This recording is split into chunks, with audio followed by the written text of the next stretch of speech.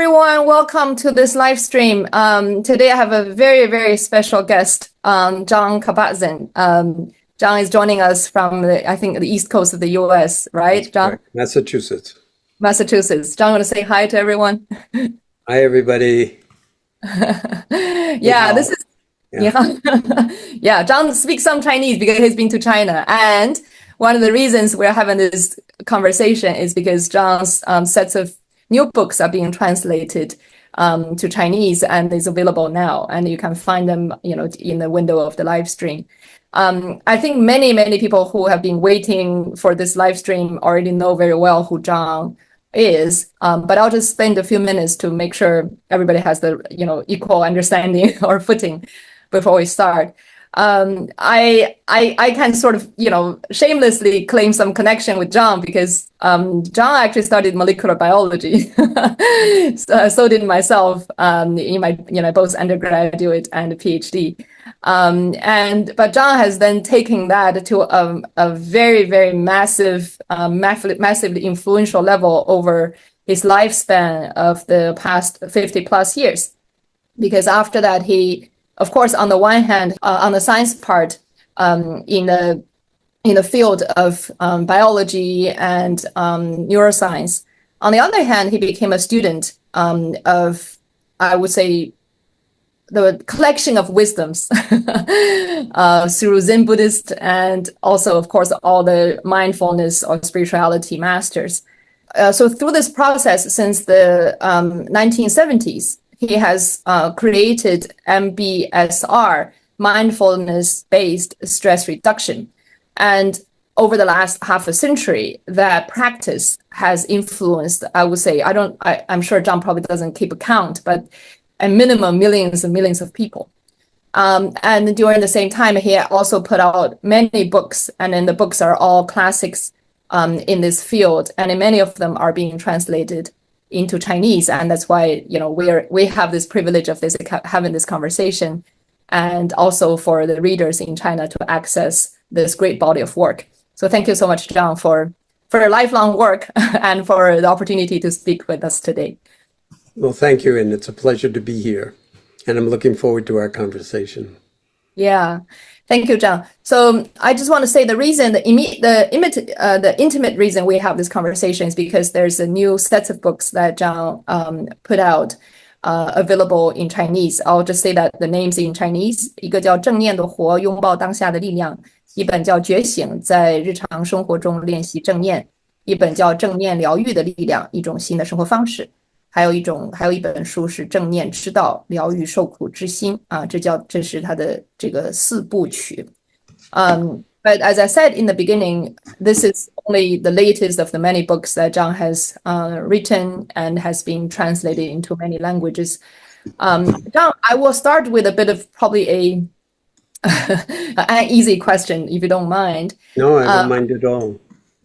Jon is 18 now, right? So if you look back of the work you've done and then the world we're living in today, what worries you the most?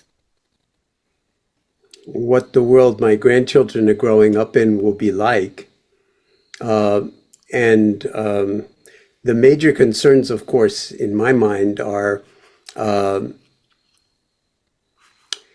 society, whether it's in the US or any other country, that takes care of its people and creates as much benefit as possible and as little harm as possible.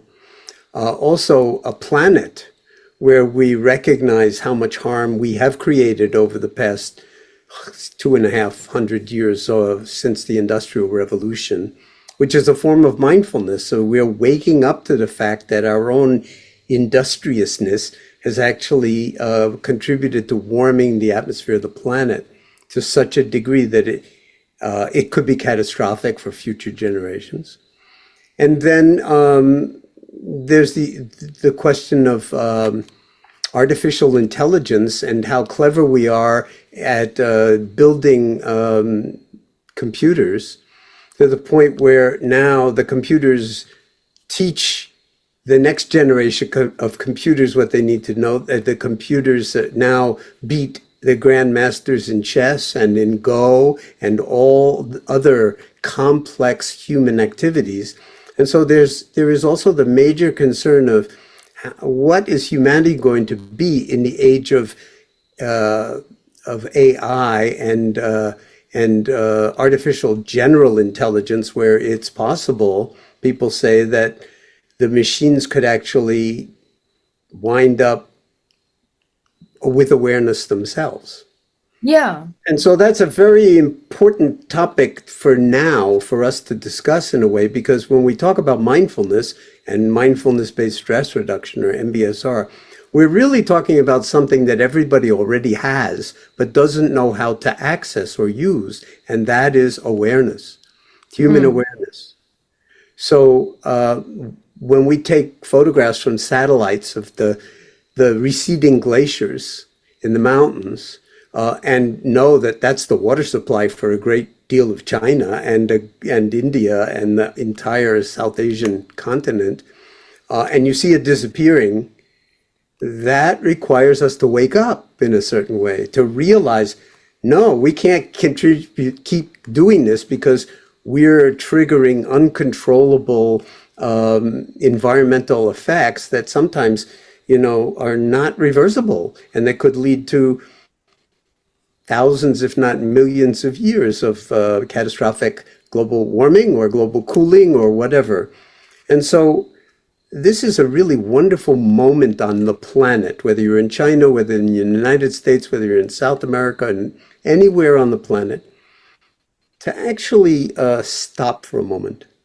And rather than just keep doing, and running, take a moment and ask, who's doing all the doing, and who's doing all the running, and why?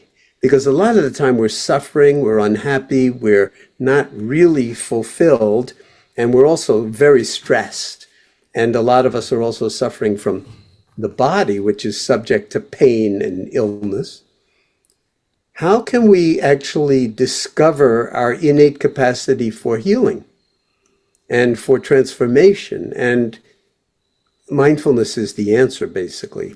And mindfulness, I like to say when I'm teaching in China, and I usually teach to 200 or 300 people at a time in long retreats, I like to say, MBSR is maybe 50 years old in the United States, but but mindfulness is, thousands of years old in China. This is much more Chinese than it is American. And it's kind of ironic, excuse me, that it takes an American to come to China and start teaching you about stuff that you've known for generations, for centuries, for millennia.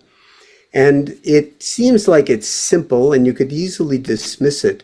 But these meditative practices that come out of the Chan tradition in the, Tang and Song dynasties, the beauty and the clarity and the artistry and the power of them is second to nothing on planet Earth. This is tremendous homegrown Chinese wisdom. And I would love to see it recognized more in China and embodied, whether you have to do it through MBSR or some other mindfulness-based program that might come from the West. Doesn't matter. There's no East and West anymore. It's just that one globe going around every 24 hours. And we're all, in some sense, one big family. And we need to actually recognize that and then learn how to be at home. And the place to start with how to be at home is how to be at home in your own body. If you're not at home in your own body and you're not at home in your own mind, then it's very hard for you to parent. It's very hard for you to actually be happy at work or even know what work is really your work to do. And it's very happy to feel like you're a functioning, belonging member of society. So these meditative practices that seem like, oh, he's sitting there with his eyes closed, not doing anything. You're right. I'm not doing anything. I'm practicing, and the Chinese understand this much better than Westerners. I'm practicing non-doing. Okay? This is 100% Chinese. I'm practicing non-doing. And why? Where's that going to get you? Where it's going to get me is where I already am. because this moment is the only moment I ever have in my life. So if I'm not present for this moment, why do I think I'll be present in the next moment or the next moment, or when my children come back from school, or when, I need to act, but my mind is confused. So when you start to claim responsibility for inhabiting this moment with full awareness in the body, which is the first foundation classically of mindfulness, then you're already at home, you're already whole, W-H-O-L-E, you're already complete, and it's a very beautiful place, because when you land in that way, the next moment is different because you've been willing to show up for this one. And after days, weeks, months, and years of exercising the muscle, so to speak, in the same way as you go, if you wanted a big muscle, you go to the gym and you do some crazy thing like work with a weight that you don't really like. And you'd work on it. If it's too heavy, you can't even pick it up. If it's too light, it's not going to grow your muscle. But if you work just with the right degree of resistance, and I said work with the resistance, not against the resistance, then something starts to grow. And in the case of mindfulness, it's much more interesting and powerful than a muscle. So that's where meditation practice comes in. And that's what MBSR is all about. We take people in the hospital who basically are what we say in English is falling through the cracks of the healthcare system. Yes, they're getting treated for this, that, and everything else, but they're still not well. They're still not well. And at a certain point, your doctor doesn't know what to say anymore or what to do anymore. That's when MBSR is really helpful. They send you to an MBSR clinic, and then we say, okay, as a complement to whatever the hospital and medical doctors and drugs and surgery can do for you, what can you do for yourself? And well, the first thing you can do for yourself is not do anything, but just drop into being. And we don't know what that means, so we have to learn that. That's where the teaching comes in. Good meditation teachers can teach you how to be. And then once you learn this, your doing can come out of your being in a way that's very different from when you're just running around stressed on autopilot. So that, in a nutshell, is what this book is about. Full Catastrophe Living in English. This is the curriculum of MBSR, of the Stress Reduction Clinic at the University of Massachusetts Medical Center.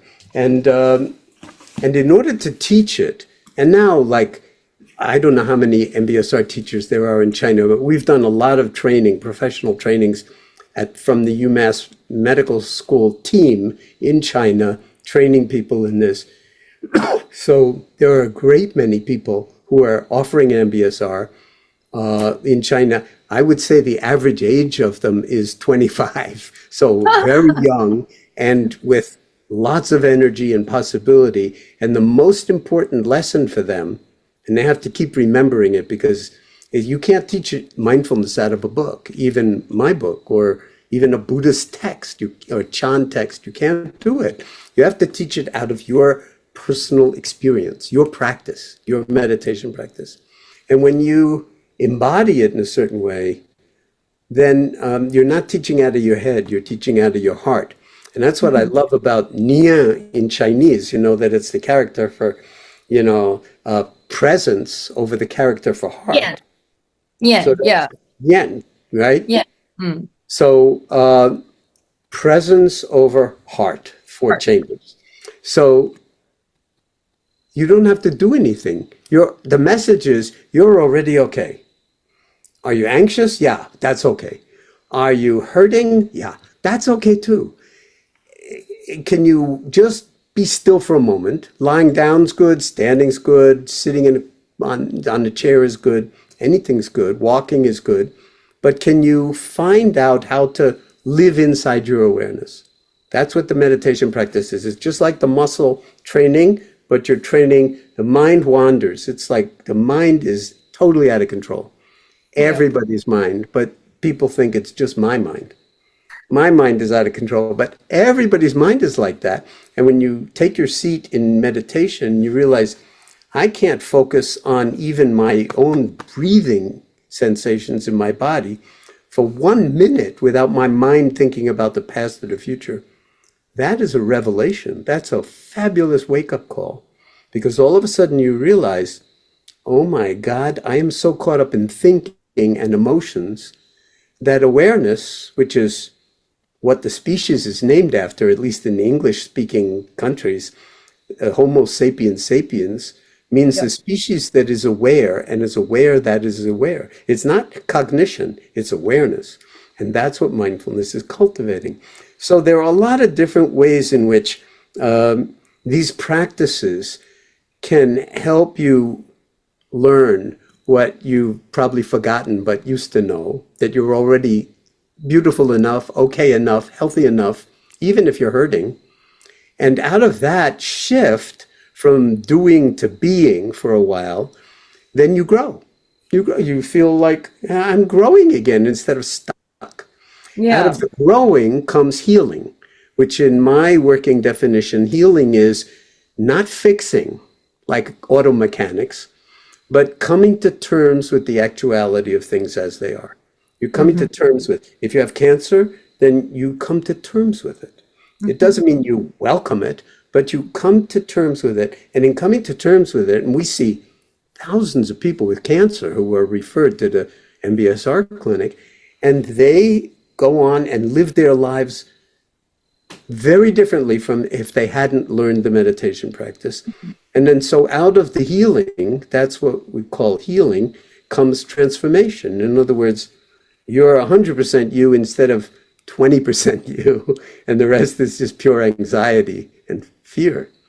So that in a nutshell is kind of a description of MBSR and how, we tried to use it within Western medicine. Yeah. And when I am in China, I'm just so deeply touched that that your culture is expressing a great deal of interest in reclaiming its own, what I would call, wisdom lineage, Dharma lineage. And I think this has not just potential for Chinese society. And I have a colleague, Nancy Bardicki, who does a lot of work with her Chinese colleagues in China around what's called MBCP, Mindfulness-Based Childbirth and Parenting. It's a whole discipline that she developed out of MBSR, MBCP, Mindfulness-Based Childbirth and Parenting. And of course, China has, I don't know how many millions of babies being born every year. And this is a very beautiful way for expectant mothers to actually go through that process as a kind of fully engaged love affair, as opposed to something that you're terrified about, or it's just something you have to endure and grit your teeth and very stressful. And so this is, she has lots of colleagues in China and very, very popular, not just with in the hospitals, with public health and also with the Chinese Academy of Medicine. Thank you so much. Oh, I guess we're all in for a treat. And thank you for really capturing the essence of your classics, the Full Catastrophe Life. That was also my first book that I read. That that was the first also book of mine that you read. Of yours that I read, yes. And thank you. And then there's so many gems in what you just said. I want to pick on a few to go a bit deeper. One is you talk about this, what worries you about things that's happening. I think that's true. Everybody reads about these things in the news, from the very, things in the vicinity, like what's happening in society, the violent events, the things people suffer from, just reading through what's happening in your neighborhood sometimes. And also, as you said, things like AI, like, everybody, sort of, we don't really know what this thing is going to, how fast or how massive or how intelligent, or, this thing's going to develop, but then it's there. And climate change. But a common question I heard from my readers on this type of questions, so, it's like, I agree, those are, huge events, huge problems. Talk about, the icebergs melting. but what can I do? Like, I'm very small. Like I go about my daily, I need to make my ends meet. I'll make Sure. my kids go to school. Like, yeah, I know you guys, if you have capacity, you're a global leader, you'll have the United Nations, whatever. Like, yeah, I know this is a problem, but I'm too small to do anything about it. What would your advice or answer be for that question? My one thing that comes to mind, I've never said this before, but I'm going to just say it off the top of my head, is whoever's asking that question has a body, right? That body has countless trillions of cells, countless trillions of cells. And only half of those cells are human cells. The rest are the microbiome, so to speak. And if every cell that was human in your body said, well, I'm too small, I just have to do my job, what is my responsibility to the whole? We'd be dead. Our cells communicate with each other in many different ways. They have neural signaling, they have hormonal signaling. There's like the body is signaling in and out all the time to all these trillions of cells, including the 200 billion neurons in your head. And so the way I look at people, whether we're suffering or not, but as individuals, is you are a remarkable being. You are actually a miraculous being. And and we still do not understand even this much of the biology of being human. We just don't. And why we die. Now, there's a big science now of extending human longevity and understanding things about dying and so forth. But before, there are kind of, sort of available solutions to living forever, the most important way that you can live forever is to not miss your moments and to live inside them. And then to trust that your inner wisdom, that your biology, so to speak, I'm speaking one molecular biologist to another, your biology is taking care of you. When you go to sleep, you don't stop breathing.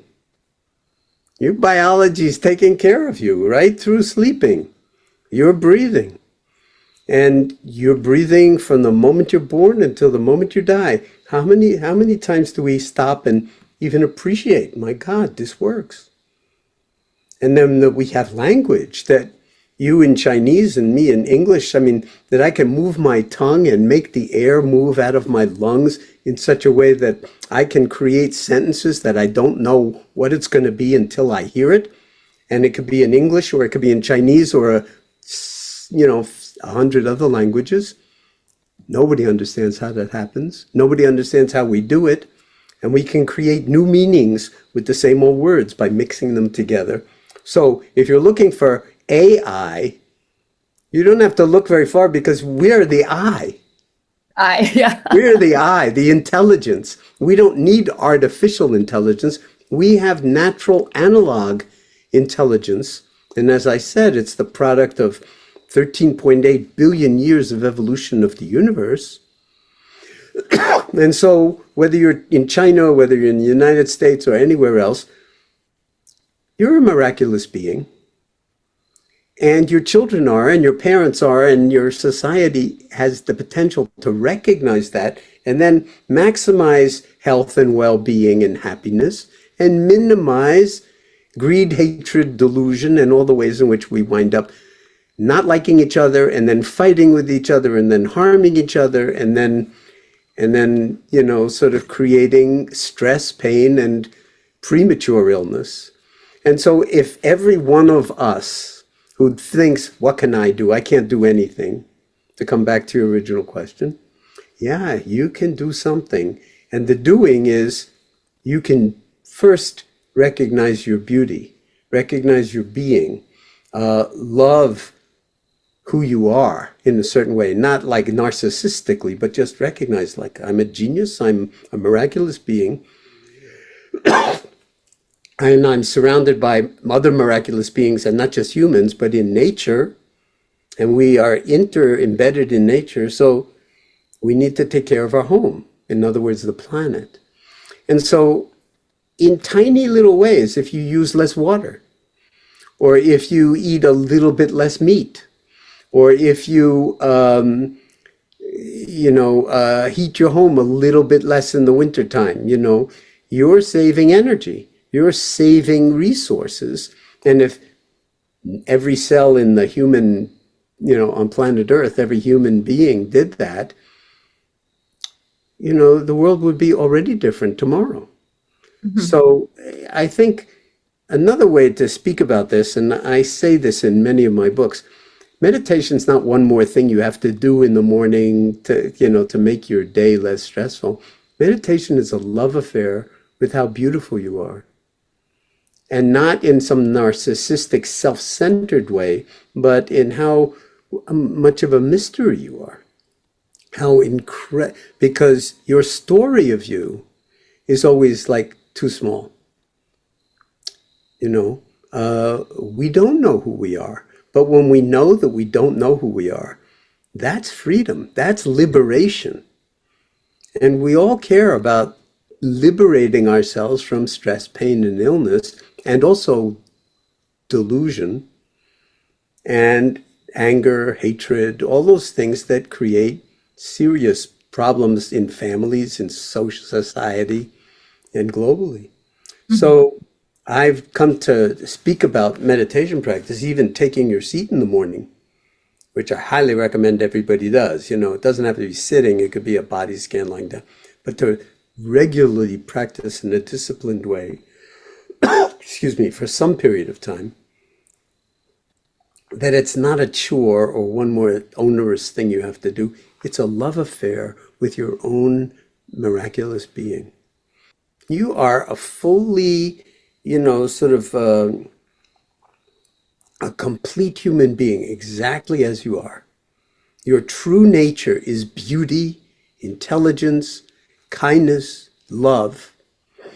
So when you don't think that, but you just feel it, or let it arise without doing anything, then that's a profound moment of healing and transformation.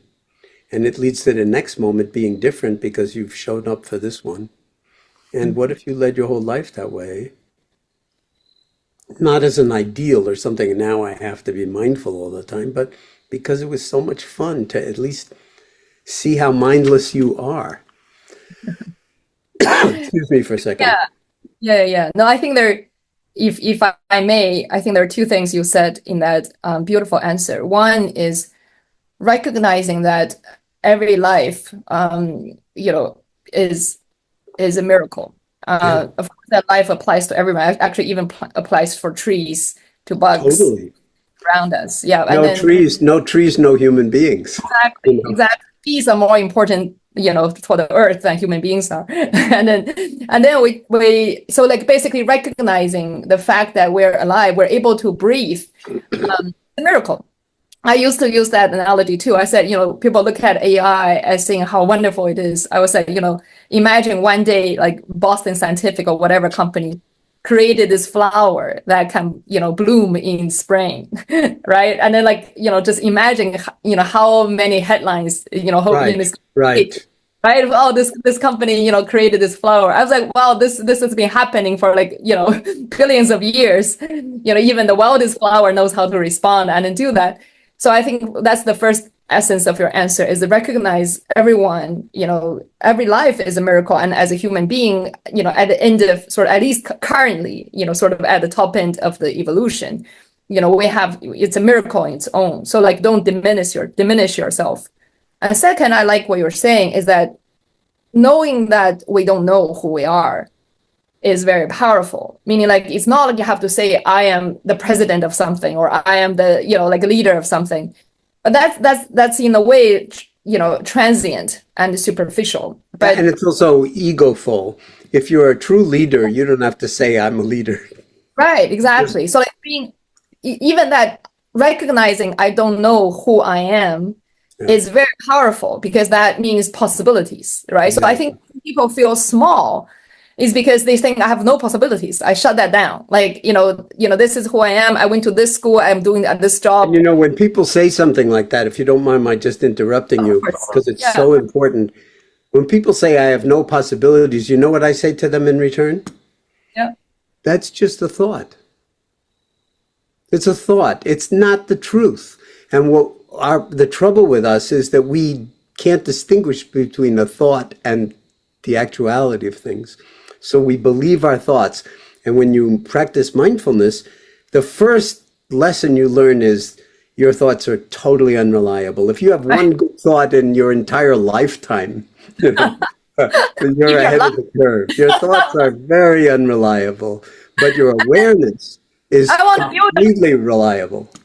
Right. I want to build on what you said. I think sometimes it's not even your thought. It's actually other people's thought that you somehow, took in as your own and then take it as a belief, right? Yeah. And that's also a very important point because those pronouns, I, me, and mine, that's the core of the disease.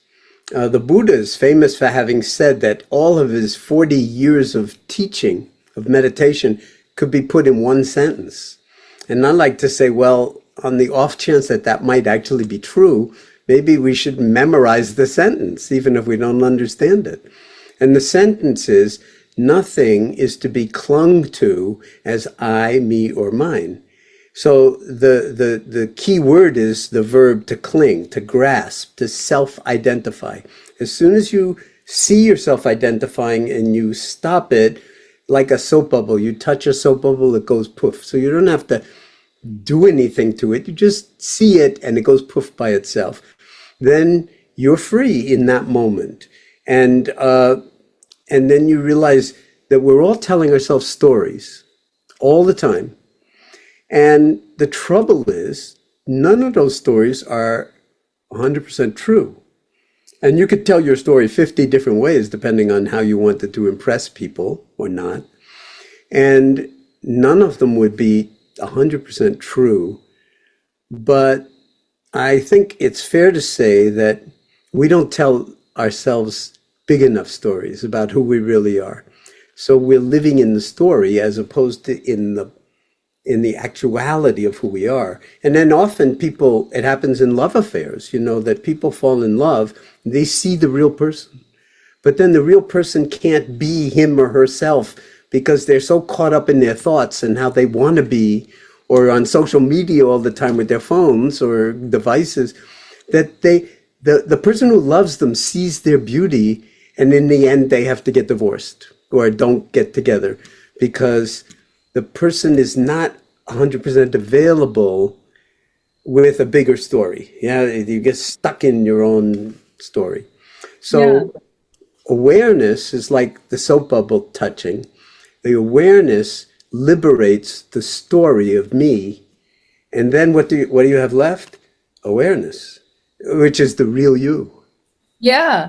I love what you said. You quote the Buddha. I think that's what's in the Four Noble Truths, right? So you came through. And then the word cling, if I may just add some translation for our Chinese audience. So cling in Chinese is 执念的执. So there's a proverb in Chinese, or many four-letter proverbs. This one everybody knows, called the 执迷不悟. Means 执 means attach or cling. 迷 is basically something I wouldn't say mystical, but something that's illusional. Okay, so you're attaching to something that's illusional. 不 means not, 悟 means enlightened. So basically, if you are attached to something illusional, that's why you don't get enlightened. It's not enlightenment. Yeah. Exactly. Well, enlightenment is really, I never use the word enlightenment, but enlightenment is really non-attachment. Exactly. So that's basically you're already free. But people think it's a state that you have to be good at and get to and then live inside and stuff. But mindfulness, and this is important about mindfulness, mindfulness and awareness are not a state. Mindfulness is not a state. It's a way, like a Tao. It's a way of being. Mm-hmm. It's a way of being. And I love the Chinese Tao because it's a path. Yeah. It's a way to live your life with integrity, or Yeah. to be who you really, really, really are beyond your name and form and age and identifiers. Yeah. And this is, I feel, the science has shown that this has incredibly important effects in medicine Yeah. and in the body and on the brain. If you take people, for instance, and you put them in an fMRI scanner, Hmm. just take a regular person off the street who volunteers, you put them in an fMRI scanner and say, don't do anything, just lie there. And what they find is that the whole midline region of the cerebral cortex, the frontal and the entire thing in the midline goes crazy. That's called now the default mode network. And when you ask people, well, what are you doing inside the scanner? Because all of a sudden you're told to do nothing, but you have all this activity going on in your brain. It turns out that what people are doing is they're thinking about when they get out of the scanner, or they're thinking about their grocery shopping, or they're thinking about picking up their kids at school. They're thinking, and it's always about me. Hmm. It's always about me. So this is like what the brain does in that. Now, if you practice mindfulness, and Judd Brewer and other neuroscientists have put out some very beautiful studies about this, as long as you're trying to let go of thinking, you just see more and more thinking in the brain, more and more activity in this region. Trying to be a good meditator. No, stop trying. Again, this is very Taoist, very Chinese. Stop all the trying and let things be as they are. And all of a sudden, this region goes silent, just stops. And then other regions of the brain can take over and kind of integrate for you in the present moment. So that's just, that's why mindfulness is becoming so much a subject of interest in neuroscience and in medicine and in society, is because it used to be that they just thought, well, meditation is just this cultural garbage or mysticism or whatever. But if it changes your brain and it changes your biology, then people get interested. Yeah. And that's why I think your work over the years is so powerful. I think similar, you must know Mingyur Rinpoche's work. So he was also basically taking to Wisconsin medicine on the brain. Richie Davidson. Exactly. Yeah, Yeah. he's an old friend. I've known him since he was a student at Harvard. Oh, really? Yeah, Oh, yeah, we yeah. go back 50 years, maybe more.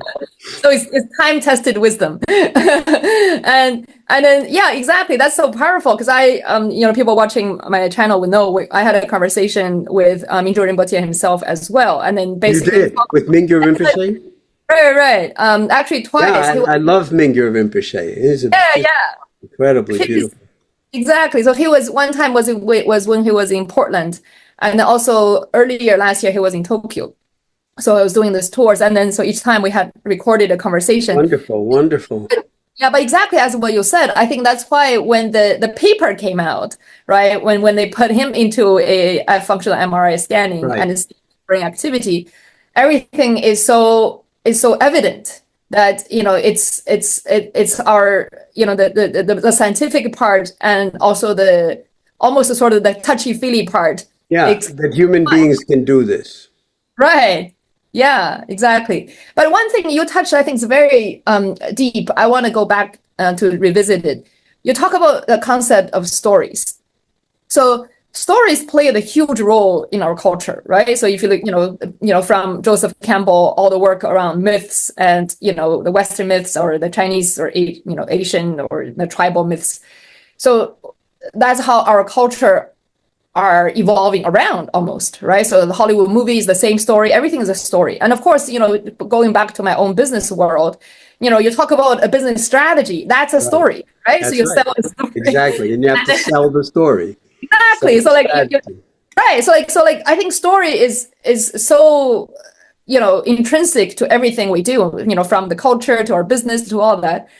And then you were saying sometimes we're too trapped in the story. Yes. And then we can't see the bigger picture. But we can also go back to a place where there's no story, right? Because story is something that only human beings can create. It's almost a sign of a advanced culture. So how do we view our relationship vis-a-vis stories?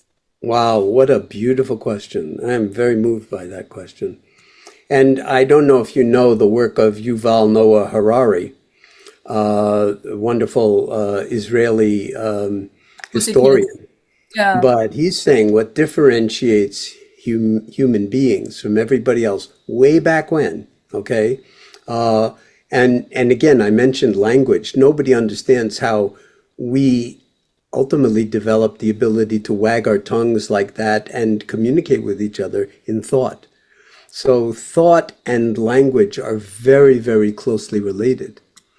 And when we had the capacity to communicate in that kind of a way through language, we discovered that we could tell a story together.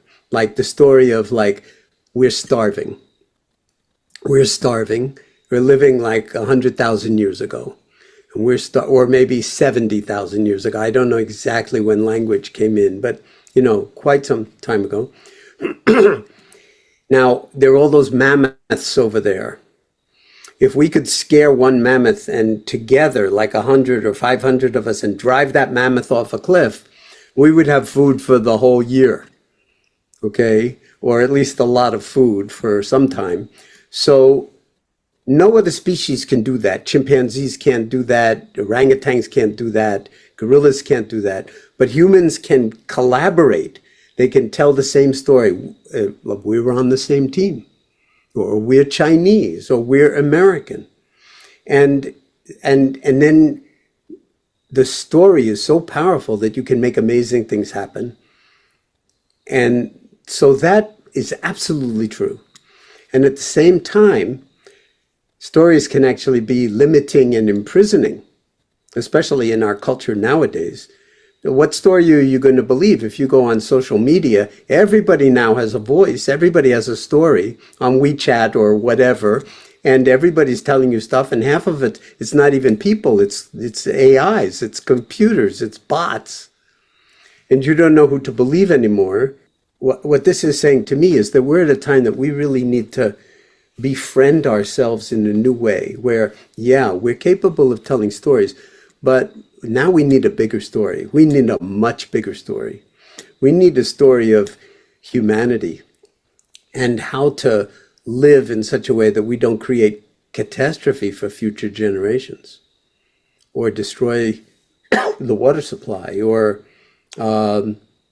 use up all the, put so much carbon dioxide into the atmosphere that, we'll lose we're cutting down the rainforest. Those are the lungs of planet Earth. So we're cutting down the rainforest to, create farms and nickel mines and all sorts of things like that. It's nice to have nickel for, sort of technology, but if you don't have oxygen, it's not going to be of much help. So I think this is a very exciting time to be alive because the wisdom traditions, whatever they are globally, now have enough scientific evidence behind them and medical evidence behind them to say, look, okay, they work in medicine. They're useful in medicine. They're not like a miracle cure, but they are an important part of the package. And they should be an important part of the package in the healing of the earth as well. And of the befriending of nations. I would say the World Health Organization is really into mindfulness. The United Nations is really into mindfulness now. This would have been unthinkable 50 years ago. Governments are really into mindfulness. There's all sorts of diplomats who practice mindfulness. And of course, diplomacy is going to be more skillful when the diplomats actually don't get too attached to their story because somebody else on the other side of the table telling a different story. So how do you get the stories to kind of line up enough so that the outcome isn't, oh, let's kill each other, let's nuke each other. But no, let's collaborate in a way that minimizes harm and maximizes benefit. And then, that's what humanity is. I think that's our karmic assignment, if you don't mind my putting it that way, for the next 20, 30, 40 years, if we have that long, is to actually wake up to our true nature as human beings. And I feel like the Chinese culture, especially the Chan tradition, as I said, and the Taoist tradition, has an unbelievable reservoir of goodness to share with the rest of the world in very practical ways, not kind of like advertising how great it is, but really for healing. Yeah. If I may, synthesize what you said about story, I learned something about it, which is, I think, thank you so much for it, is that story itself is actually very powerful. And it's something that's, helped human beings become who we are today. Exactly. But stories now seem to be taking a different form because the story is becoming a tool to alienate, right? So as you said, there was a men's story, women's story, there's American stories, the China story, whatever. And then I guess what you're saying is that it's not the story's fault. Is story itself is still powerful. It's about the challenge now is how do we tell a different story, right? A new story. Bigger story. Bigger story. Yeah, the story is we are much more similar and connected than we're different. Right. And I think I love. Therefore, we shouldn't kill each other over completely idiotic reasons. I mean, if you just look at Western Europe, okay, you mean the Germans, which is one of the highest, most developed cultures in the world, with Mozart, Beethoven, Einstein, and so forth, and they put 6 million people in ovens and burned them. This is a high culture. And now, and we fought a terrible war with them in the West, and now we're all friends. Yeah. Why did 60 million people have to die for us to become friends with the Germans? Yeah. What we need is to find a way to, connect on the level of being human and the fact that we all breathe oxygen. If half the world takes all the oxygen, the other half will have zero oxygen. Yeah. And that's true for almost every human resource, including, of course, water. Yeah. In India, the heat is so intense now in parts of India that people can't work, they can't sleep, they can't live. And, this is not what humanity needs at this particular moment in time. And it's all caused by human industry and ignorance. Yeah. But one thing I constantly face this challenge myself, John, so I want to seek your advice. Because people would say that bigger story, I think, everybody, 100% people listening to this talk would agree. Yeah, we're all similar. It's stupid to have a war and all that. And we agree, the climate is changing. We should do something. But I think what kind of drive people apart is that those bigger goals, those commonalities are far away. Okay, so they're far away. But if you and if we're neighbors, okay, and you are taking, 2 more yards of my garden, and I don't like it. No, okay, that's true. I can punch you, and then I'll get my 2 yards back. Okay, so for a problem right in front of me, it doesn't matter. You and I are the same species. You and I, need oxygen. Well, oxygen is not going away, next year. Okay, but my yard, I need it for next spring. Okay? Right, you get out of my yard. Give Exactly. me back my yard. So I think or stop your dog from barking. Exactly. Your dog is driving me crazy. Right. There are 10,000 reasons I hate my neighbor. Okay. Right. And then it doesn't matter if I recognize, cognitively that, yes, we're the same human being. And you love the whole world, but you hate your neighbor. Exactly. Well, that's why you have to investigate hating your neighbor. That's where the meditation practice comes in. You have to say, I hate my neighbor. That's a story. Is it actually true that you hate your neighbor? No, I don't actually hate my neighbor. I hate my neighbor's dog. When it barks at 5 o'clock in the morning, it wakes me up. Is it actually true that you hate your neighbor's dog? No, actually, it's not true that I hate my neighbor's dog. I hate being woken up. Have you talked to your neighbor about it? Yeah, but the neighbor says, they can't do anything about it. I said, well, is it possible to negotiate that? See what's possible. And usually it is. Like if I'm taking your yard, I'll give it back to you, or we can have a conversation about it. But I agree, if we can't learn to live with the people next door to us, how the hell are we going to learn to live with, whether it's your neighbor's barking dog or something more? I think we need to investigate the stories and ask ourselves, are we telling ourselves a big enough, true enough story? Or are we telling the story the way we like to tell the story? And if we ask the neighbor, they'd tell a whole different story. And that's what the United Nations is about. Like we argue about our stories and try not to kill each other. And we are very bad at it, very bad at it. Yeah. So this is why the wisdom traditions are so important. And, it's almost unimaginable that medicine has now merged with meditation so that everybody thinks that there's no big deal there. There's no problem. If when I started, the idea that meditation could go into mainstream medicine and be taught in medical schools and be used in, various kinds of, with medical patients, he said, you are out of your mind. We're going to lock you up in a mental institution. And now it's happening globally. So if that's possible, then there's a lot more possible. And I think what we're talking about now is really a global movement of mindfulness. Mm-hmm. That's not a PR program. It's not driven by greed, hatred, and delusion. It's driven by love. And there are scientists and doctors and nurses and clinicians and politicians and diplomats and all sorts of people who maybe they won't tell you they meditate, but they do.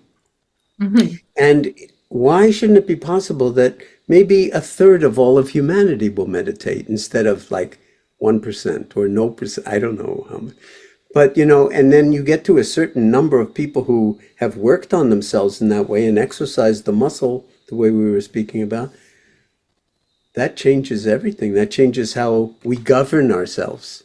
When you get Congress or, an Assemblée Nationale in France or something like that, and it's all politics and it's all arguing, fighting all the time. And it's all about how we govern ourselves. That's the deep root meaning of the word Dharma, is governance. How we carry ourselves, how we govern ourselves makes all the difference between suffering and wisdom and beauty. Mm-hmm. And love. So when we just, do it on our own individual level, whether we're stressed parents or whether we have heart disease or chronic pain or something like that, it's non-trivial because millions of people are now doing it. 40 years ago, if I said that, people would have thought I should be locked up in an insane asylum. But it's happening. People are actually not just meditating, but turning their lives into their meditation practice so that they are, as I said earlier, at least committed to as much as possible. And it's very hard. It's only the hardest work in the world for us human beings to even string 2 moments of mindfulness together or be aware of your body for one in-breath and then another in-breath.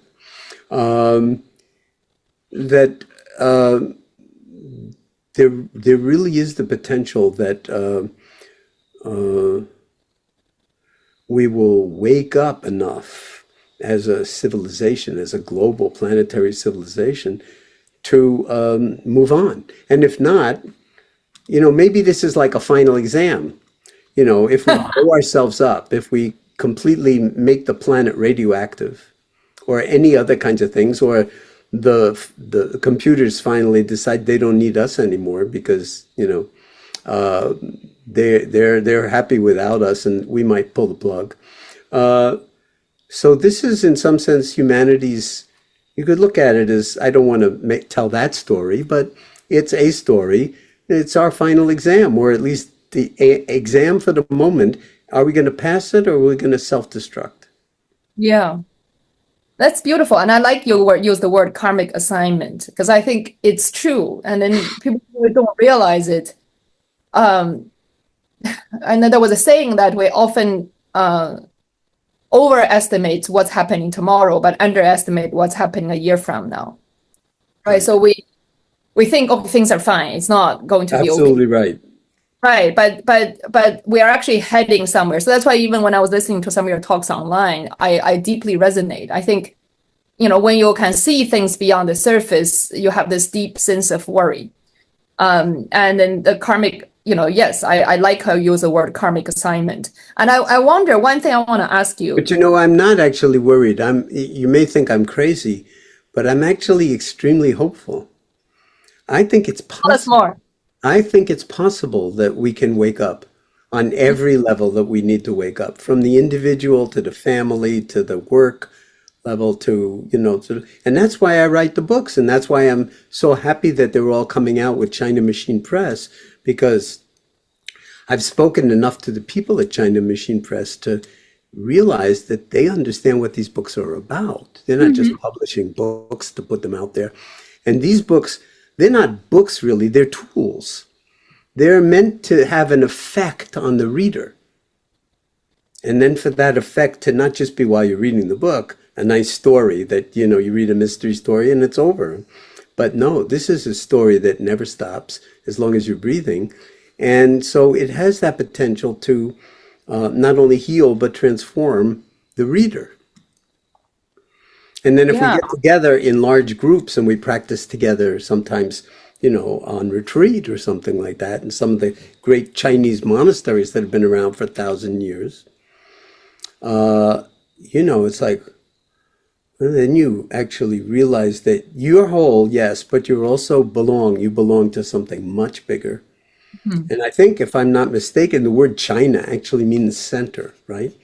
Look how old your country, your culture is compared to the United States. You're like 5,000, 6,000 years old, and the United States is like 250 years old or something like that. And then we have a lot of bad karma. We killed all the native inhabitants. And then we brought slaves from Africa. The European, colonialists did. Yeah. So we have to live with that karma and heal it. And China calls itself the center, right? The center of civilization, the center of the world. I love that. And a lot of Chinese culture has given that kind of beauty to the world. And so I'm very optimistic that sooner or later, even China will wake up to this challenge, so to speak, and realize that there's no enemy. I love what you said. Our own mind is the only enemy that's really. But it's interesting you talk about history. It's very interesting. I think because many of course, my readers are Chinese. I think currently Chinese living in this other form of agony, meaning like, yes, there's a long history. We talk about 5,000 years, but of course, with real evidence, maybe let's call it 2,000 or 3,000. But that's fine. That's fine. It's still a lot more than the U.S. And in a way, I know you're self-criticizing, but of course, I read history as well. I mean, U.S., of course, you can say as a country, 200 plus years, but that was a longer tradition of enlightenment starting in Europe.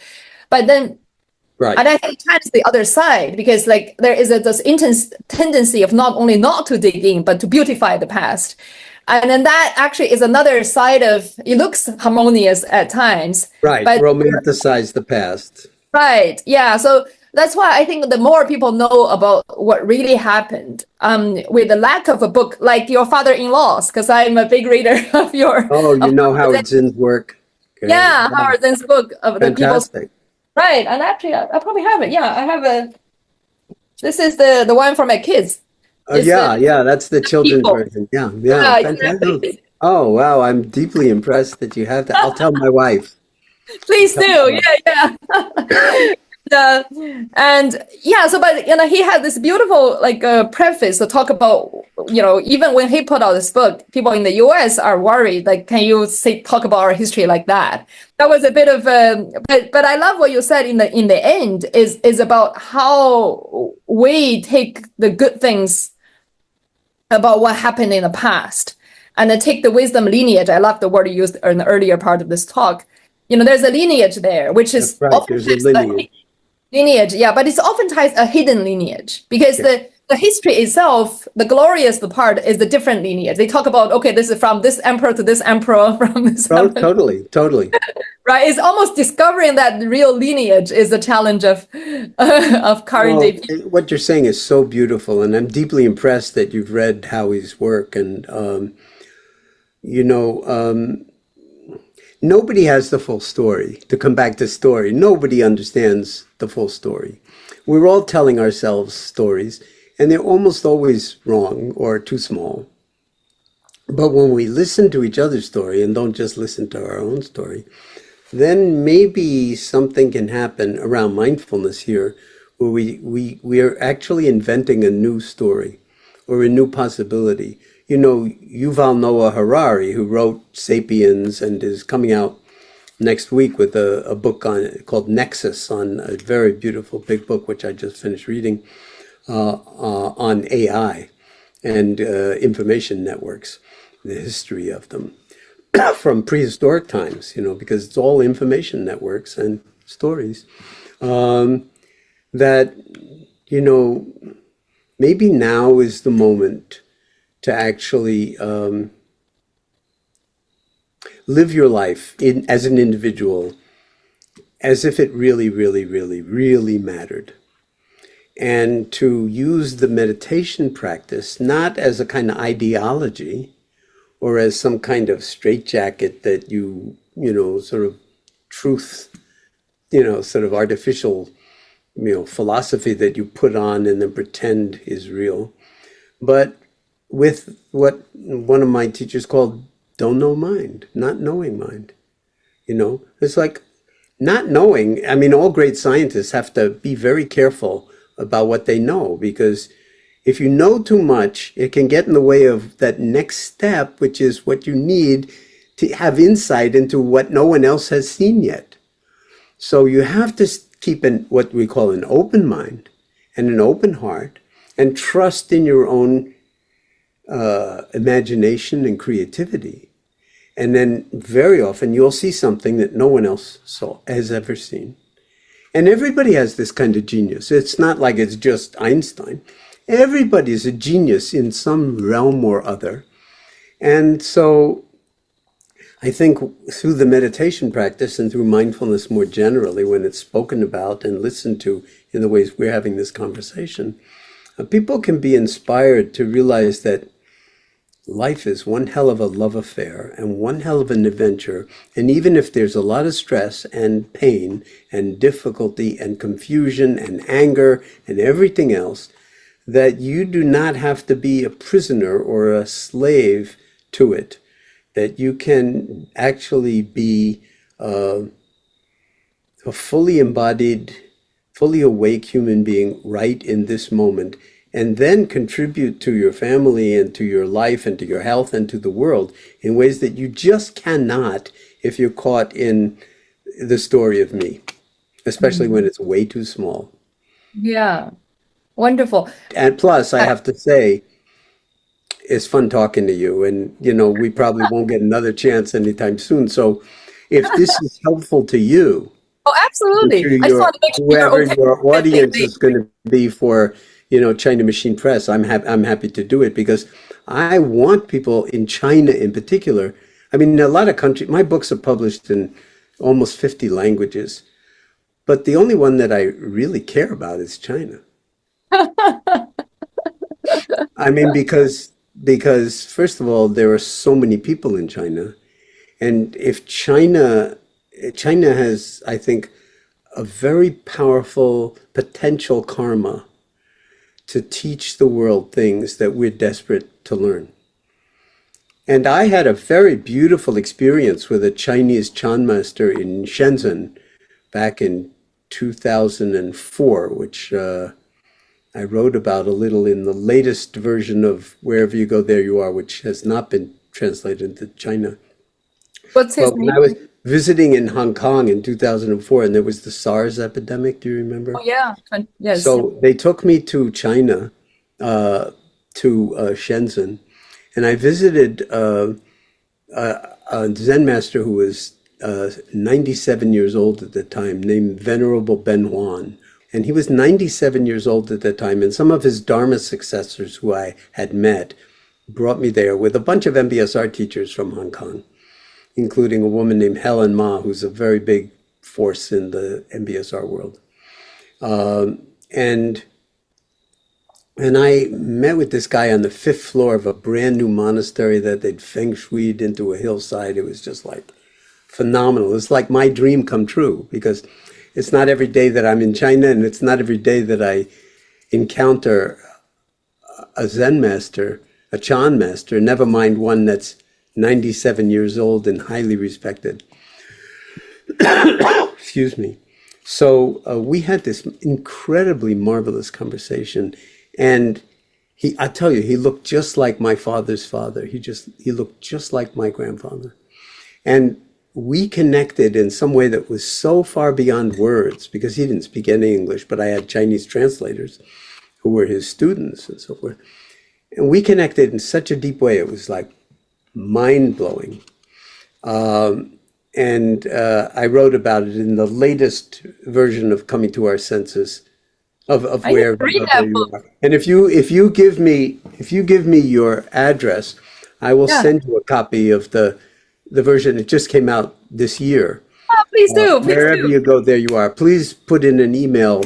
I'll email you what your mailing address is, and I'll send you a copy. And the story starts out in the new introduction, and it ends up in the new afterword. It closes in the afterword, and I tell the story. But it was a very precious moment in my life, because I felt like there was no separation between his age and my age, between his culture and my culture, that we recognized something together.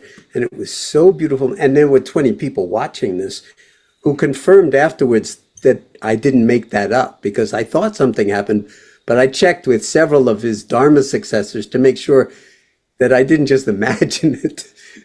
And they said, nope, it happened. And it was just like, wow. I mean, I just felt like, I'll never forget it. Look, John, I was thinking I want to ask two questions. One is go ahead. Around parenting, one around the stranger.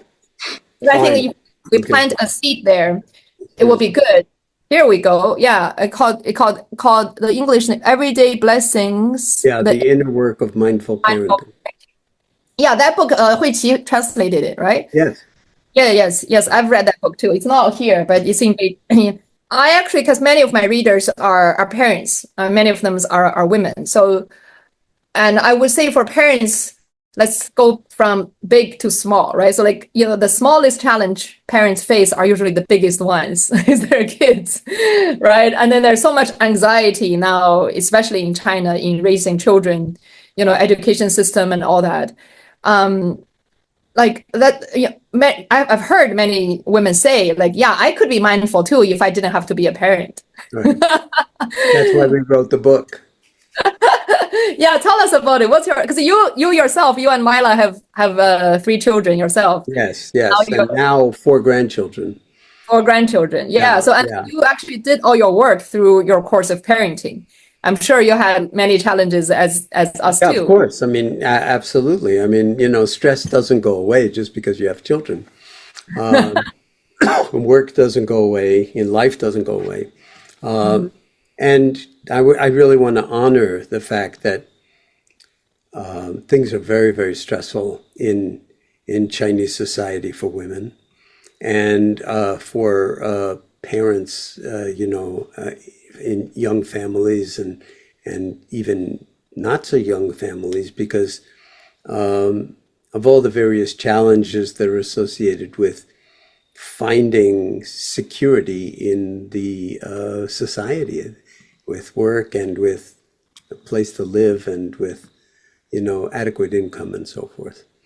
And so mindful parenting is not some quick fix or some magical thinking that all of a sudden you're going to be like a perfect parent. There's no such thing as a perfect parent. And every child is different, and every parent is different. So there's no formula here for, you just do this, A, B, C, and D, and your children will be super successful and you'll never get angry at them and they'll always be wonderful and everything. that's a joke.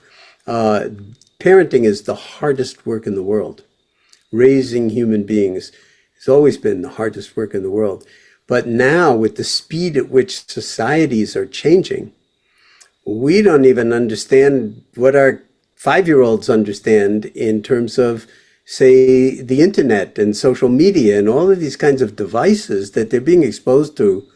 And we have no idea how that affects mental health, except a lot of it's not that healthy. And so there are all these concerns. And then, of course, sometimes getting into schools, very competitive. And sometimes getting into universities is very competitive, I know, in China.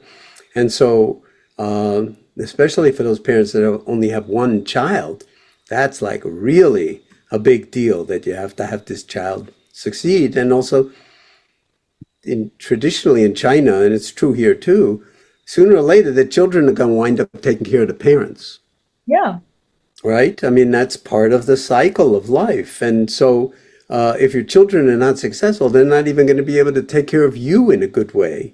So it's a big challenge. And so mindful parenting is really about bringing awareness to your relationship to your children, bringing awareness to it. It's not perfect parenting. It's not stress-free parenting.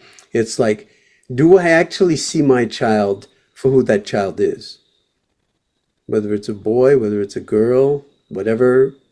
Can I see this child? Or am I imposing all of my wishes and desires and fears on this child? And if I am, that is not healthy for the child. So one way in which we can cultivate mindfulness is My child is coming. Hello. Oh, hi. Hi there. Hi there. He has a camp yesterday. So he's home today. Oh, sorry, 1 second. Oh.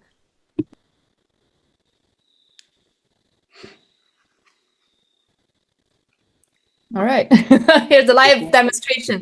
How old is he? How He's old 12. is he?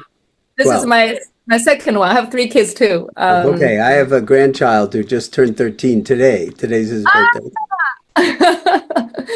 Sorry for interrupting. Yeah, go ahead. No worries. So anyway, the most important thing about mindful parenting is to see your children for who they are as best you can, and then leave them enough space to actually feel your love for them without forcing them to be a certain way.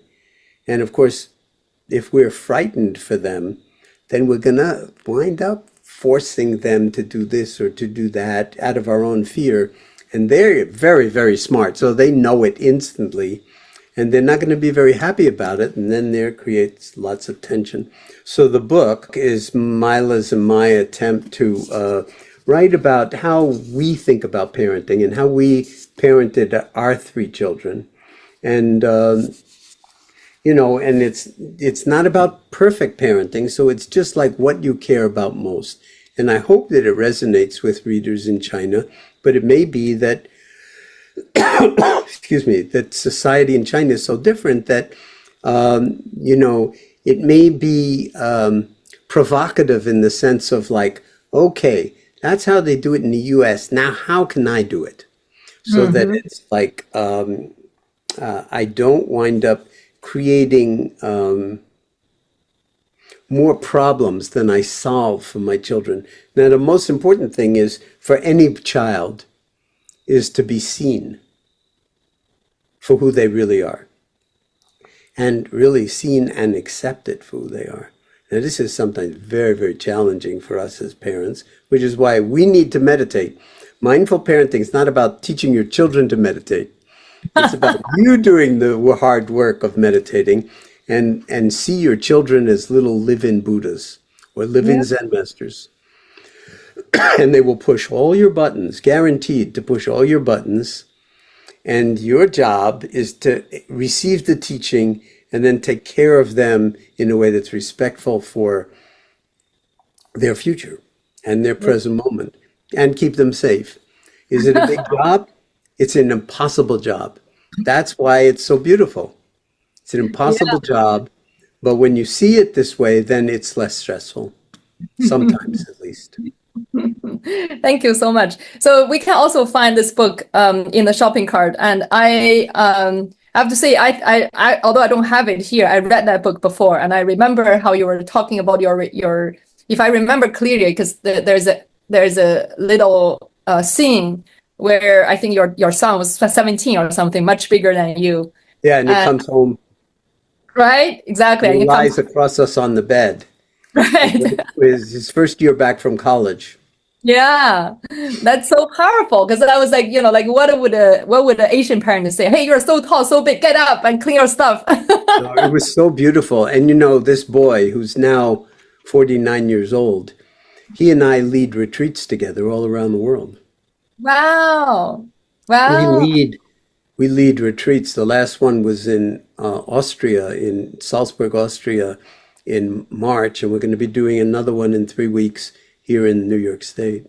Wow, that's wonderful. It's beautiful. So everybody, again, you can find that book in the shopping cart. And then the last question I want to ask, sorry, I want to end with a bit of a tough one, and is I like tough.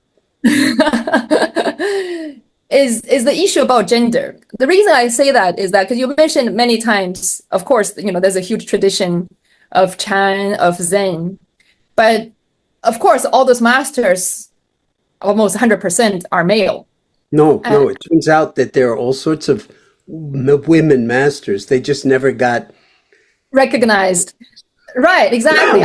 But now they're being published. Published and discovered. I have all sorts of books of, enlightened women masters in all these different Asian traditions. I need to read some of them. And I know there's a lot from India. Not so much in East Asia yet. And then one of the things I'm in Japan now. Yes, right. Was very interesting. I wrote one of my, because I write columns for one of the magazines in China. And one of the theme of my columns is pairs of contradictions. So one of the contradiction I wrote about is, on the one hand, Japan is a highly Zen country. You see temples and shrines everywhere. Right. On the other hand, it's kind of funny because if you go to a big shrine or temple, and you see, in China it's the same, by the way. Like, you see different size of offerings. Okay, the offering will put in the size of light, or in size of course, the size correspond to the amount of money you donate. Okay, and then there's always be a name wall. Sometimes, like, again, the bigger the money, the bigger the name. And in China as well, if you go to a monastery, I know. I've seen it. Right? In Japan and in China. Exactly. So, like, it was so funny. It's actually from one of my, almost my family member. She's saying she's from the northeast part of China. She was actually spending 6 months in the temple herself as a helper, as a volunteer. Mm-hmm. And she was like, towards the end of it, she was like, "That's so fake. Your Buddhism talk about everybody's Buddha. We're all equal. But then why you put all these names according to the money they donate?" And that's one contradiction. The other big one is on gender. And so I didn't know until I came to Japan. Like, Japan, although of course it's very advanced, cultural-wise, has a huge tradition on Buddhism, on Zen. On the other hand, if you look at the world gender ranking index, out of 149 countries that's ranked, Japan's ranked 127. Okay, wow. It's below many so-called developing countries. I mean, China isn't much better. China is 106. I think Korea is 111 or something. So, like, those three East Asian. What was Japan? What did you say Japan was? Japan was 127. And China? China was 106, I think. And Korea?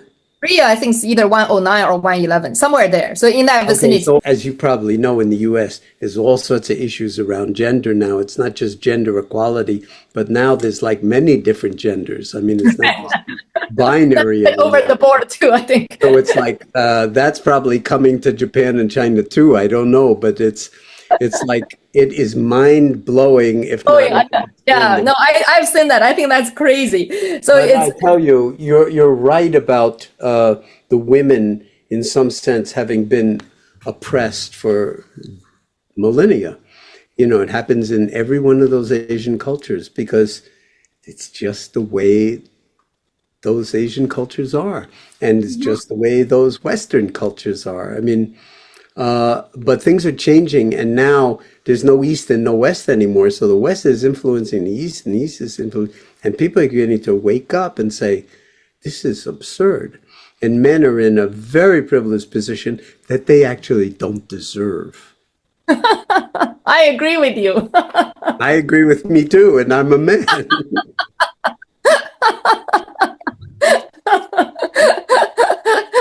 So in a So, way, I'm trying to, part of my love affair with this is teaching the next generations of Dharma teachers, and they're almost all women. Most of the MBSR teachers are women, and they are really strong women. And, so it's really very beautiful to see this kind of self-empowerment that's taking place now. And I hope it happens. I think it's inevitable it's going to happen in China. It could be like a revolution. It could be an explosion. Because what's her name? Yan Lang. Do you know Yan Lang in China? Yeah. So I've spent time with her and, talking about these kinds of things. When women, just going back to Aristophanes, women have a lot of power in the society and in the family. And when they exercise that power, the men kind of look really sheepish and have to surrender because women hold the ultimate power. of course, I think both you and I agree this is not about gender opposition, right? So I think Of men, course not. We're not taking a dualistic position on this. Right. but indeed, and I thank you for saying that, because I think that's one of my biggest revelation in the years is, out of, if you attend any workshop retreats, or even including my own, majority are women. I think women are much more, because I think they see, if you look at the everyone's individual journey, you usually start awaken when you hit a wall, right? So I think that there are so many walls that came so early. And you feel some disequilibrium, some injustice, some like asymmetry that you're the victim of in some sense, or cause of suffering. Throughout my 20 years of teaching MBSR at the hospital before I left and passed it on to other people, my classes were always 2/3 women, 1/3 men. And it was always that way. It was like just totally amazing. But now, in the past decade or so, as many men are practicing mindfulness as there are women. So something is really shifting. And it's not so much about stress reduction anymore. It's about empowerment. Mm-hmm. Yeah, it's about seeing the truth. Realization. Yep. Yeah, exactly. Yeah. And you can't see the big truths if you're not willing to see the little injustices. Here you go. Exactly. Thank you so much, Jon. I know we've kept you for too long. It's okay. Of course, I told you I would not have done this or extended it if I hadn't been really delighted to be in conversation with you. You are great at what you do, and I really feel privileged to have had the opportunity to talk with you. Oh, thank you so much. The privilege is all mine. And a little embarrassed being a man because after this part of the conversation, it's like, oh no, one more old white guy spouting stuff out of his mouth. No, wisdom is wisdom. Wisdom has no gender. Well, we know that, but sometimes it can masquerade in other ways, and there have been revolutions in the monasteries because in some Theravadan traditions, none of the nuns eat until all of the men has finished. And you can have the most senior nun has to wait for the most junior novice man before she can even eat. That is insane. I know. And when they started to change it in Thailand, the king got involved. They were so incensed. There was so there's all sorts of politics in the monasteries. That it's changing, and I don't know what it's like now, but I'm sure in 100 years we'll all be laughing about this stuff, but it's no laughing matter when it's happening. Yeah. No, exactly. I think going back to what you said from the very beginning, I think all this, like human stupidity or, idiotic behaviors everywhere. And you see, like, you laugh at it. And then, but I think that's why saying through, I want to just draw everybody's attention back to one word you use. I really like when we talk about this neighbor, analogy, you use this word called investigate. You said we should investigate the story. I want to point out one thing, because I always get this question. I think you probably do too. I want to see your wisdom. Is sometimes people say, hey, we just talk about equal mind. Let's be open-minded. Everything goes, right? So like everything's fine. But on the other hand, so you tell me to investigate the story. Okay, like then if it happens to, let's bring back to the neighbor dog barking situation again. If you practice Zen, shouldn't you just be okay with the dog barking? The dog has a need to bark. Okay, and then the neighbor has a need to keep a dog. So you should just shut up and sleep. And if you can't manage it, it's your problem. You're not zen enough. Okay, so Jon, how do you answer that question? It's a great story. Yeah, well, ideally that may be the case, but then you'd be pretending to be a Zen master and pretending to be a quantumist, when actually the fact of the matter is you're fucking angry. You're angry, okay? And so when you recognize that there's anger here, then you can investigate who's angry. And then, in a certain way, you don't know who's angry, and, but there is anger. And it's also a story like, how come my neighbor is so inconsiderate that they don't do something to make their dog shut up? Because it's not fair to me. And that's, again, all story. So it doesn't matter whether you go and try to solve the problem with your neighbor or not. What matters is how you are in relationship to your own mind, liking and disliking, which is like you're imprisoned both ways. You like it, you're stuck with that. If you don't like it, you're stuck with that. But if you are a quantumist, then it's just bow wow. When the dog is barking, the dog is barking. When the dog is not barking, the dog is not barking. And there's nobody to take it personally. Now, that's an ideal. I'm not saying that you should do that. I have gone over to many neighbors' houses and asked them to tell their dogs to stop barking or do something to stop barking. Because sometimes I have young children and babies sleeping in the house. This happened this summer. And the dogs start barking at 5 o'clock in the morning. And it's like, no, I don't want these children to wake up because it changes the whole day. So I went over and we had a conversation, and it wound up being unbelievably pleasant. And of course, people they want to do the right thing, and they don't know how to control the dogs barking. The dogs have their own true Dharma dog nature, and their barking is a big part of it. So you do what you can, and then we made friends with the neighbor, and then she kept the dogs quiet. Amazingly, I don't even know how she did it, but because these are two big black dogs, and they don't like to be quiet, but they were quiet at least until 8 o'clock in the morning instead of 5 o'clock in the morning.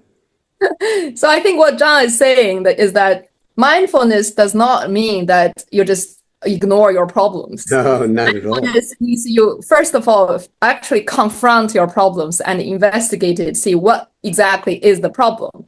Yeah. And second, mindfulness actually helps you to carry a conversation to resolve that problem in a mindful way. Exactly. Yeah. That's something that's good between, say, patients and their doctors, because often there's all sorts of communication problems between patients and doctors, not just dogs barking. There's all sorts of things that are problematic. And if you tune your instrument, everything's going to go better. And exactly. The meditation practice is tuning the instrument, just like a violin. You tune the instrument, it plays itself. Yeah, that's a beautiful thing. I think that's a beautiful way to wrap up our conversation as well. Thank you so much again, Jon. My pleasure. Absolute pleasure.